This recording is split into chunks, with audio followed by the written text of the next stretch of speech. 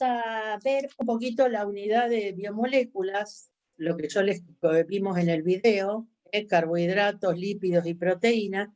Y miren, yo les quería mostrar esto, simplemente preguntarles si en algún momento en biología ustedes hablaron de energía en forma de ATP. ¿Recuerdan haber escuchado esa frase? Juliana me dice que sí. Bueno, ¿qué es ese famoso ATP? Bueno, miren, hay moléculas como esta que tengo yo acá arriba, ¿sí? Que tiene un pentágono azul y una cosita amarilla, son 3 aniones fosfato. Esa molécula está escrita de vuelta, acá dice hidrólisis del ATP. Cuando esa molécula que está en nuestro organismo se hidroliza, es decir, reacciona con el agua, de los 3 fosfatos se libera uno. ¿Ven? Lo tienen acá. Y justamente ese fosfato cuando se libera, libera energía. Por eso se dice en las reacciones biológicas que se libera energía en forma de ATP. ¿Sí? Muy bien.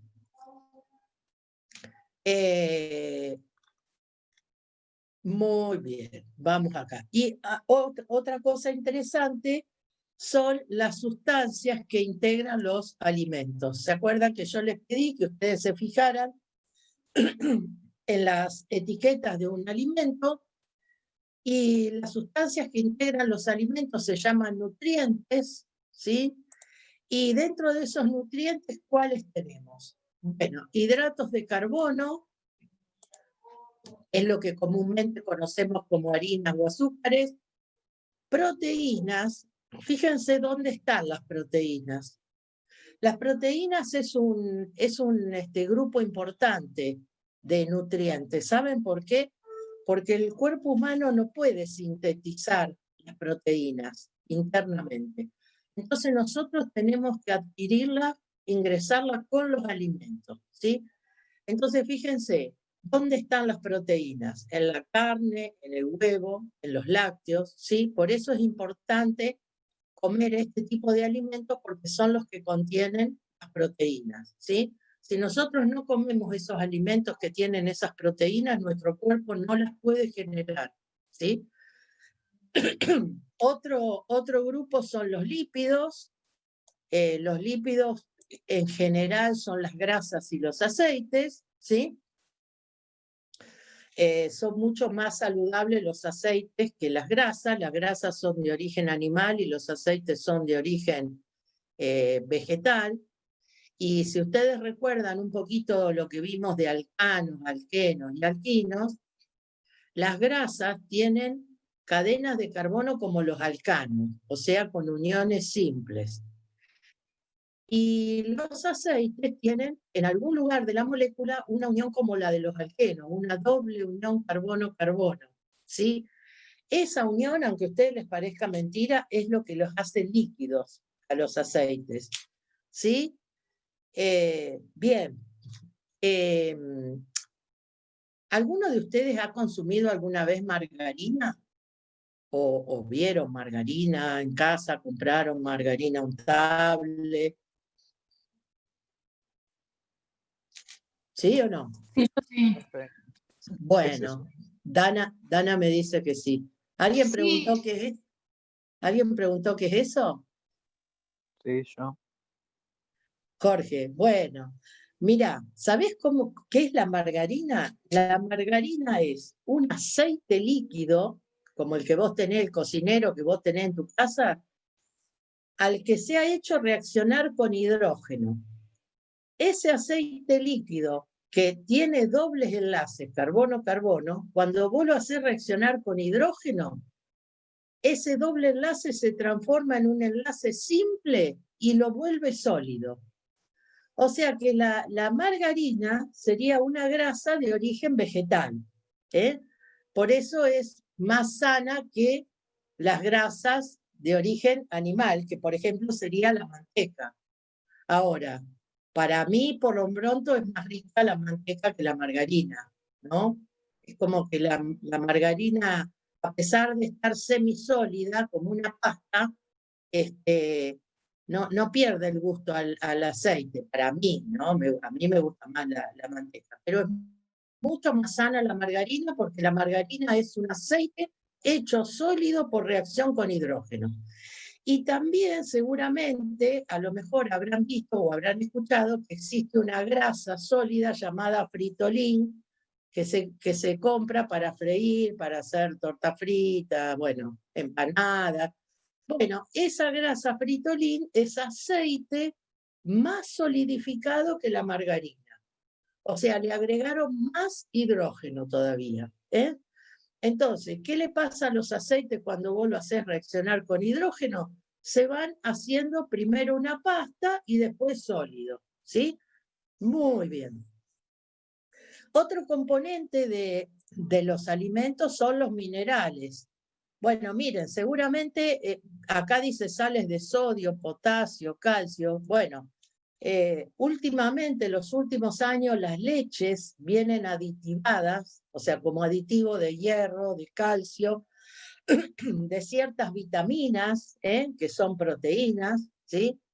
Bien, y si alguno hace deporte y alguna vez tomó Gatorade, habrán visto que en realidad es una solución salina el Gatorade, que lo que hace es incorporar a nuestro cuerpo las sales que perdemos a través de la transpiración cuando hacemos deporte. Entonces, ese Gatorade tiene un aporte de minerales importantes. Y por último, las vitaminas. ¿Sí? Entonces hay alimentos que están enriquecidos con vitaminas A, D, la leche, los quesos, y eso es un aporte importante porque tampoco nuestro cuerpo es capaz de sintetizar las vitaminas, ¿sí? O sea, también las tenemos que incorporar. Y todo eso figura en el rótulo de los alimentos que dice información nutricional. Les cuento que no hace mucho que es obligatorio que los alimentos tengan ese cartelito de información nutricional, ¿sí? Bien, ¿alguno ya encontró cuántas kilocalorías corresponde a una dieta normal de un adulto? ¿Alguno ya encontró ese valor?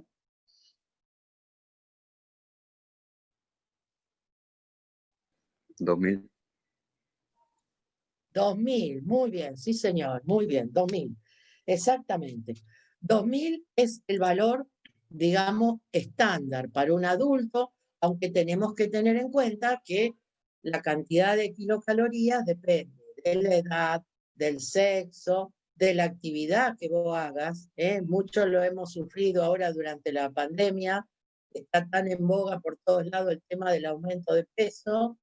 Bueno, justamente porque seguimos comiendo igual o más y no tenemos prácticamente actividad, es muy poca. Bien, entonces, las proteínas las vamos a ver en ese cuestionario que ustedes ya pueden ir respondiendo. Los lípidos y grasas hablamos un poquito recién, y lo que vamos a ver son los hidratos de carbono, con un poquito más de detalle, pero muy sencillo. Miren, los hidratos de carbono son cadenas de carbono que tienen unidos a ellos unos oxidrilos. Ahora yo les voy a mostrar las moléculas. La cuestión que si vos simplificás la molécula, ¿sí? Por ejemplo, yo voy a escribir acá, voy a escribir acá la fórmula de la glucosa que hemos usado. La fórmula de la glucosa es esta.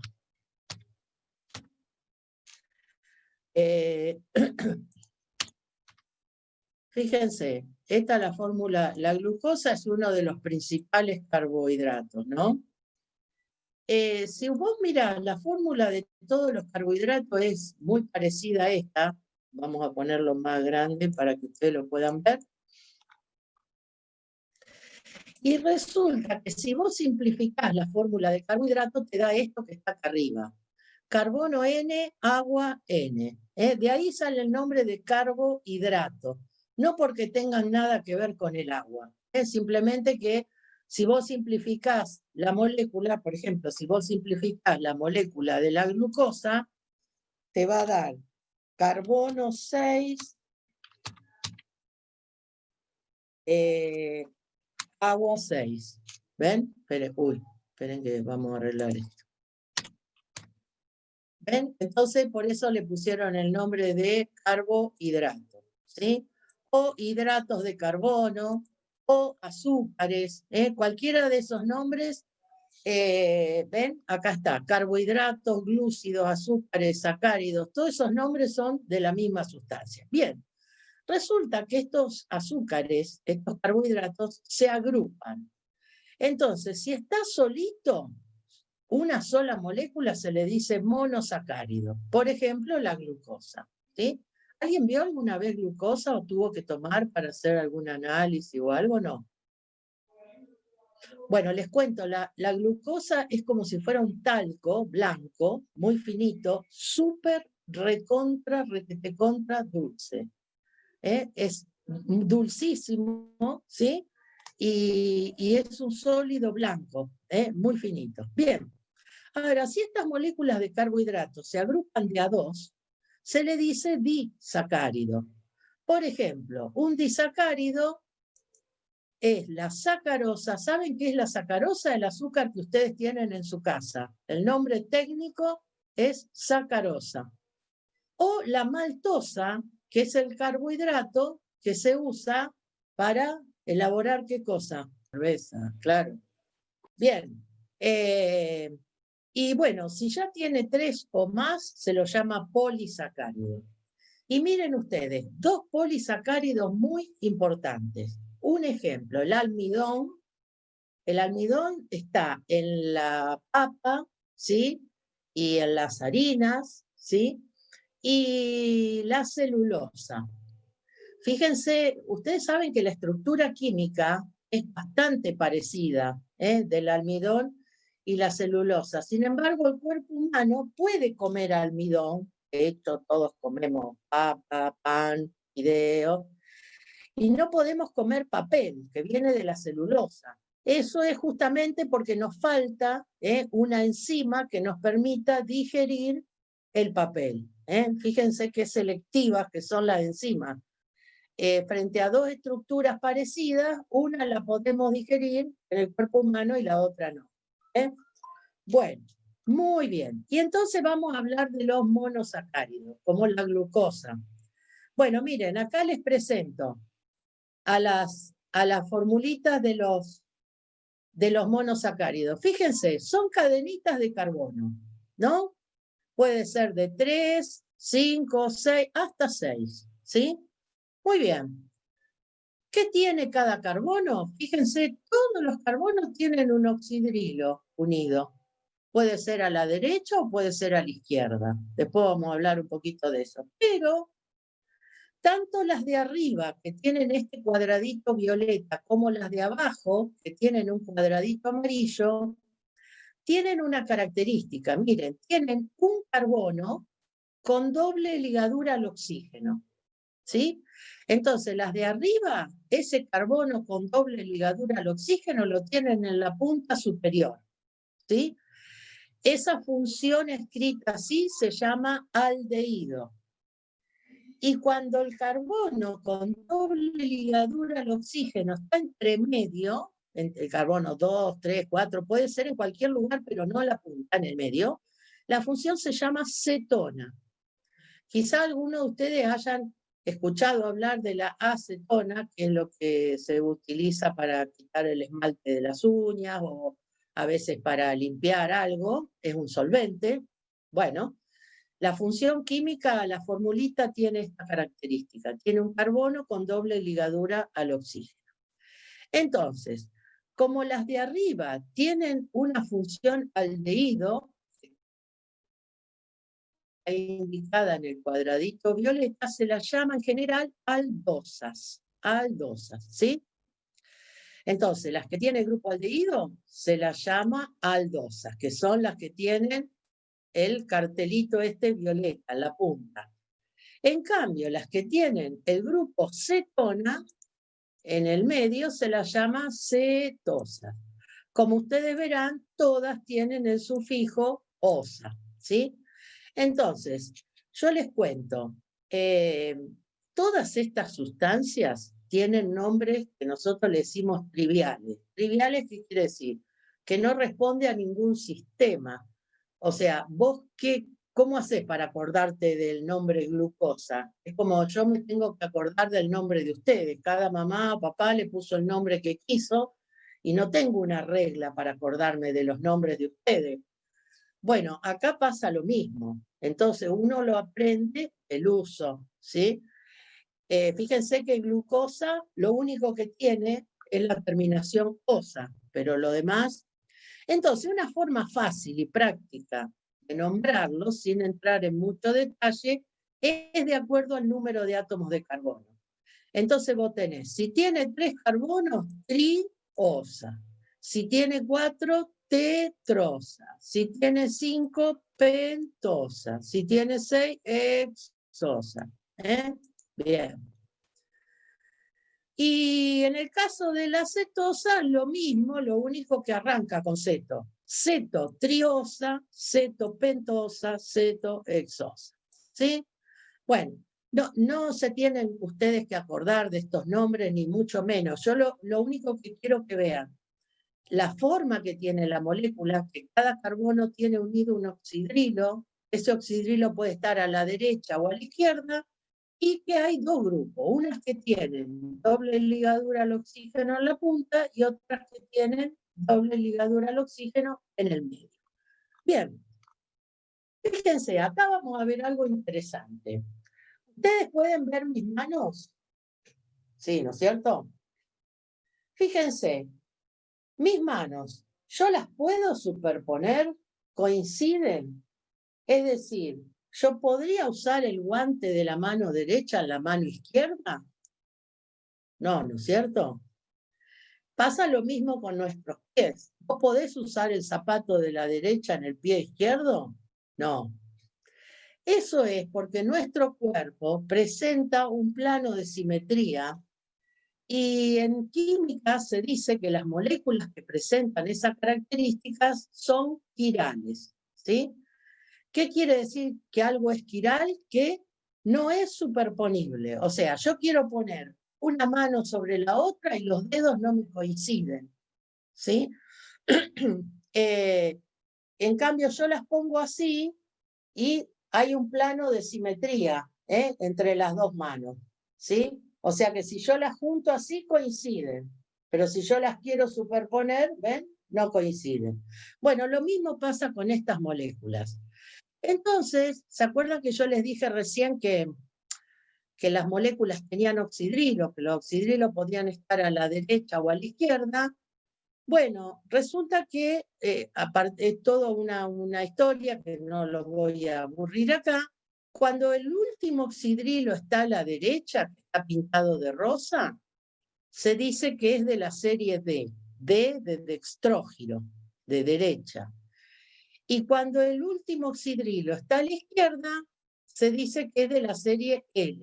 L quiere decir levógiro, ¿sí? ¿Por qué es importante esto? Bueno, miren, esto se dio cuenta Pasteur. Quizá ustedes escucharon hablar la palabrita pasteurización, que la leche está pasteurizada, ¿sí? Que los dulces, por ejemplo, cuando los hacen antes del envasado también. Bueno, Pasteur se dio cuenta que estas moléculas, a pesar de tener los mismos átomos unidos, fíjense que el cuadrito amarillo es igual en las dos, el oxidrilo es igual en las dos, el hidrógeno, el CH2OH celeste, todo igual. ¿Cuál es la única diferencia entre estas dos moléculas? Que una tiene el OH a la derecha y el otra tiene el OH a la izquierda. Esa es la única diferencia. Entonces las diferenció en D y N. Bien, y entonces fíjense, acá tenemos el ejemplo de la glucosa. Lo que hay que mirar para ver si una molécula es de la serie D o la serie L es el último OH, ¿ven? Si el último OH está a la derecha, es de la serie D, entonces D, glucosa. Si el último OH está a la izquierda, pertenece a la serie L. Todos los carbohidratos naturales, ¿sí? que se encuentran, por ejemplo, la glucosa, digamos, la hidrólisis de cualquier alimento, son todos de la serie D. Muy bien, o sea, si uno quiere algo de la serie L, tendría que sintetizarlo en el laboratorio. Muy bien. Algo interesante, ¿saben qué es de esto de D y de L? Si alguno de ustedes hace deporte, seguramente alguna vez habrá tenido un calambre. Y resulta que los calambres son producidos por el ácido láctico, que es otra molécula. Bueno, resulta que el ácido láctico también existe como D o como L. El que te produce los calambres es el L. El D no te produce nada. Vieron que nosotros vimos escrita los carbohidratos de esta forma, ¿sí? La cadenita de carbono con los OH unidos, pero otra forma de escribirla es esta. Capaz que ustedes lo han visto alguna vez en biología, escrito así como un hexágono que tiene en uno de los puntas un oxígeno, ¿sí? Y esto que yo les marqué acá es el oxidrilo del primer carbono, ¿sí? Entonces, si puede estar para abajo o para arriba. No interesa mucho cómo hacer, o sea, hay toda una técnica para transformar la filita esa vertical del carbohidrato en este sistema así de hexágono, ¿no? Pero yo lo que les quería comentar era esto, de los disacáridos, ¿sí? Los disacáridos están formados por 2 unidades de monosacáridos, ¿sí? Bien, entonces resulta que cuando se unen 2 unidades de monosacáridos, fíjense, yo acá tengo 2 moléculas de glucosa en verde, y se unen, se forma, en este caso la maltosa, lo que hablábamos hoy del carbohidrato que se utiliza para producir la cerveza. Pero ¿qué sucede cuando estos dos se unen? Se pierde una molécula de agua. Se unen 2 monosacáridos, se pierde una molécula de agua y se forma el disacárido. Que técnicamente el enlace de unión se llama enlace glucosídico o glicosídico. Bien, y algún ejemplo de disacárido para tener una idea. Bueno, la maltosa, ¿sí? Otro disacárido interesante es la sacarosa, ¿sí? Que está formada por una unidad de glucosa y otra de fructosa. La sacarosa, esto es el azúcar que tenemos en casa, ¿sí? El azúcar común, digamos, ¿no? El que se extrae de la caña de azúcar. Es un disacárido. Y acá la lactosa, que les comentaba, ¿ven? Entonces, formada por una unidad de galactosa y otra de glucosa. ¿Ven los nombres estos medio raros? En realidad son raros, pero todos terminan en osa. ¿Vieron?